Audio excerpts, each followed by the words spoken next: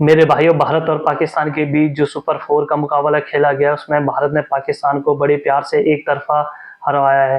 भाई, हम सबको पता था कि पाकिस्तान कितने नीचे दर्जे की टीम है, उनके पास इतने स्किलफुल बैट्समैन बॉलर नहीं है कि जो भारत को चुनौती दे पाए, और भारत दुनिया की रैंक 1 की टीम। तो भाई वो फासला दिखा है आज के मैच में। हालांकि ये इस मैच में पाकिस्तान ने कुछ अच्छी बैटिंग करी थी, अपनी औकात से बाहर। औकात इसलिए कह रहा हूँ कि भाई इन्होंने अभी तक पिछले मैचों में इतना कुछ अच्छा प्रदर्शन नहीं किया था। पावर प्ले भी जबरदस्त गुजरा था और इन्हें 10 ओवर में 91 रन बनाए थे, एक विकेट गिरी थी। तो यहाँ से ये लगा लो कि भाई, ये सोच लो कि अगर 10 ओवर में 91 रन है तो यहाँ से कम 110 120 रन और बनने चाहिए थे। बट नहीं यार, 10 ओवर के बाद पाकिस्तानी जाग गए।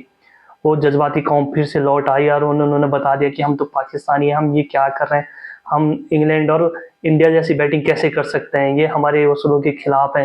तो ये फिर आगे अपनी पे, और इन्होंने फिर वही टुक टुक टुक टुक टुक खेलना स्टार्ट किया। और एक टाइम तो ऐसा था कि 40 बॉल तक इनकी बाउंड्री लगी नहीं थी। फिर लास्ट में इन्होंने 3 ओवर में थोड़ी सी रिकवरी करी है और स्कोर को भाई 171 पे पहुंचा दिया है, जो कि भारत के लिए नाकाफी था, क्योंकि भारत यार बहुत बड़ी टीम है। बैटिंग कंडीशन में तुम सिर्फ 170-72 रन दे पा रहे हो और तुम्हें लग रहा है कि तुम मैच जीत पाओगे। भाई ऐसा तो पॉसिबल ही नहीं है। और इस एशिया सीरीज में ये हुआ था कि बॉलिंग इससे पहले जो पिचें थी वो बॉलिंग फ्रेंडली थी, तो उसमें 170-72 रन बहुत बड़ी चीज़ हो गई थी कि भाई उससे कोई भी डिफीट दूसरी टीम को डिफीट कर सकता है। बट ये जो पिच मिली थी वो बैटिंग के लिए बड़ी अच्छी थी, और वहाँ पे पाकिस्तानी इस बात पे खुश हो रहे थे कि हमने 172 रन बना दिया तो हम ये मैच जीत सकते हैं। बट जब भारत बैटिंग करने आए तो इन्हें असली पता लगा होगा कि बैटिंग किस तरीके से करते हैं और ये पिच कौन सी थी, कैसी थी, यहाँ पे कितने रन बनने चाहिए थे।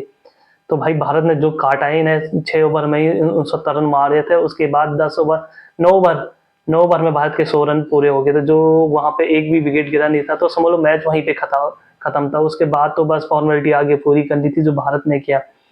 तो भाई भारत के लिए ये एक नॉर्मल मैच था। हम सबको पता है, हम सब इंडियन के लिए, कि हमें पता था कि फाइनल के लिए क्वालिफाई करने के लिए एक सीढ़ी थी ये, और कुछ ज़्यादा कुछ खास नहीं। बट दूसरी ओर अगर पाकिस्तान के नज़रिए से देखें ना, तो उनके लिए ये बहुत बड़ी अपॉर्चुनिटी थी कि भारत को वो तमाचा मार सके। तमाचा इसलिए कह रहा हूँ कि जिस तरीके से पिछले एक हफ्ते में इनके साथ घटा था, इनकी इनके देश के, इनके खिलाड़ी की, इनके क्रिकेट बोर्ड की जो बेइज्जती हुई थी ना, वो भाई इन्होंने कभी आज तक जिंदगी में ना झेली थी।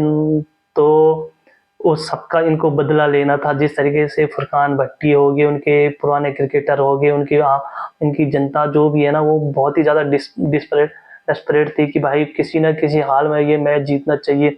उन्होंने तो फरमाइश कर ली थी आगा से कि भाई आगा जी 21 वाला मैच चाहिए। तो भाई मैंने भी ये कहा था इस पिछली वाली वीडियो में कि भाई आगा जी तुम्हें जरूर 21 वाला मैच दे सकते हैं, वो भी टॉस करके, और उसके अलावा वो कुछ कर नहीं पाएंगे, और जो भी करना है उस मैच में इंडिया वाले करेंगे।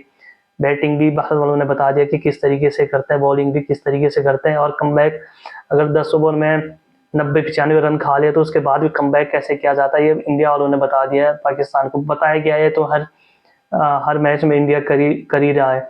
तो भाई ये मैच ऐसा था पाकिस्तानियों के लिए कि उनकी आर्मी आर्मी को वो अपने आर्मी को ये डेडिकेट करना चाहते थे, बट हुआ कुछ ऐसा नहीं। बस एक ही क्षण आया जहाँ पे कि भाई 50 मार के उनके साहबजादा फरहान ने वो बंदूक वाला सेलिब्रेशन किया, तो उसके अलावा कुछ भी उनके लिए कुछ गया नहीं। तो भाई अब मैच की बात कर लेते हैं। भाई पहले भारत ने टॉस जीता और बॉलिंग करने का फैसला लिया, जो कि अच्छा फैसला था। ड्यू आ रही थी मैच में, तो उसे देख के अच्छा फैसला था। और वहाँ पे पाकिस्तान वाले भी यही कह रहे थे कि उन्हें बॉलिंग ही चाहिए थी पहले। तो भाई बैटिंग करने जब पाकिस्तान आई तो उन्होंने बड़ा ज़बरदस्त क्या कहते हैं उसे परफॉर्मेंस दिखाई, और अच्छे रन बना लिए थे पावर प्ले में। और जिस तरीके से फ़खर जमान लाइन में लग रहा था ना, वो भाई एक डेंजरस बैट्समैन है। जिस तरीके से भारत के पास रोहित शर्मा था, उनके पास मैं कहता हूँ कि फ़खर जमान है। उसका अगर जिस दिन वो सिंगल हैंडली मैच जिता सकता है, वो बहुत तगड़ा बैट्समैन है। चाहे वो छोटी छोटी पारियां खेलते हैं, पर जिस दिन उसका दिन होता है तो एक तरफा फाड़ देता है। और उसने कुछ हाथ दिखाए, उसके बाद वो जल्दी आउट हो गया। और संजू ने जो कैच पकड़ा है, उस पर ये कह रहे थे कि भाई है या नहीं है। बट एक चीज़ आपने देखा होगा, मैच तो हम सब बहुत सारे मैच देखते हैं, तो यार जब बॉल जमीन पे लगती है ना, वहाँ पे ना हल्की सी उसमें उछाल सी दिखती है। मैंने बहुत सारे मैच में ये नोटिस किया है कि कैच लेते हैं, जब ये हाथ जमीन में लगती है तो बॉल उछलती है। बट जब सीधे हाथ में आती तो उछलती नहीं है। वहाँ पे भी आपने देखा सीधे उसके उँगलियाँ उसके नीचे थी तो वहाँ पे उछली नहीं थी। ये बहुत बार हो चुका है इसलिए ये आउट दिया गया। पर एज ए पाकिस्तानी वो कह रहे थे कि यार नहीं, संजू संजू ने गलत कैच पकड़ा है, बम कैच पकड़ा है तो आउट नहीं था फरहान। बट ऐसा नहीं हुआ, आउट दिया गया। और उसके बाद बड़ी अच्छी बैटिंग करी और 10 ओवर में 91 रन बना लेते भाई। वहाँ से मुझे एक बार ही लगे कि आज अच्छी फाइट देंगे भारत को। बट भारत के प्लेयरों ने बता दिया कि क्यों वो वर्ल्ड क्लास है, क्यों उनकी टीम नंबर 1 है, हमारी टीम नंबर 1 क्यों है। इसी परफॉर्मेंस की बदौलत वो नंबर 1 बनी है, जो उन्होंने कल भी दिखाया।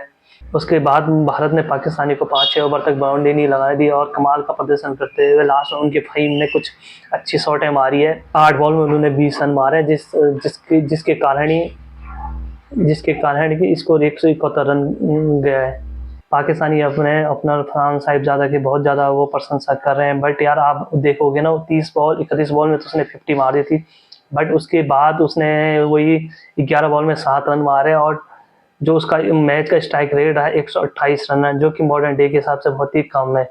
तो भाई पारी तो चलो उन्होंने विकेट नहीं गंवाए, पर उसके बाद जो लंबा खेलना था वो नहीं खेल पाए। वैसे ही अगर हमारे अभिषेक शर्मा को देखो ना, पहली बॉल से छक्का जड़ता है तो वो उसे कंटिन्यू रखता है। कहीं भी वो ये नहीं है कि 10-12 बॉलें खेले फिर 3-4 या 5 रन मारे, ऐसे उसकी पारी में कभी नहीं होता है।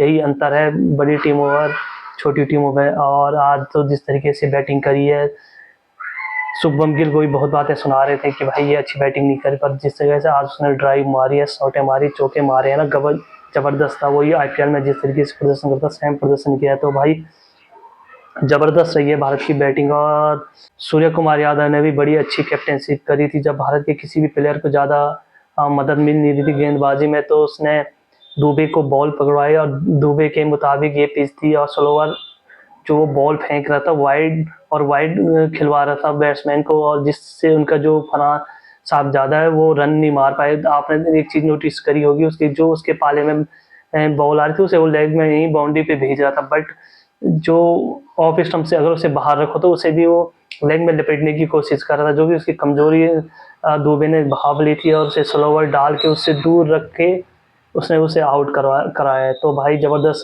यहाँ पे दुबे ने बॉलिंग करवाई है और भारत को मैच में लेके आया। बड़ी टीमें यही करती, कोई भी एक प्लेयर तो वहाँ पे उसे ब्रेक थ्रू करवाता, पूरे चढ़ के खेलते हैं। तो भाई जबरदस्त मैच हुआ है। तो पाकिस्तान को समझ आ गया होगा कि इस मैच से कि सिर्फ भाई जज्बातों से कुछ भी नहीं होता है, तुम्हें स्किल चाहिए, प्रैक्टिस भी, मेहनत भी होनी चाहिए, तब जाके मैच जीतोगे। जज्बात से कुछ नहीं, तुम 1-2 ओवर तेज फेंक लोगे, 1-2 चौके छक्के मारोगे, उससे ज़्यादा कुछ हो नहीं पाएगा तुमसे। ये अगर पाकिस्तानी चाहते हैं कि वो एशिया कप जीते तो वो तभी पॉसिबल हो पाएगा कि जब भारत की टीम एशिया कप ना खेले। जिस तरीके से ये टीम है तो भाई ये तो पॉसिबल नहीं है कि वो भारत को हरा पाए।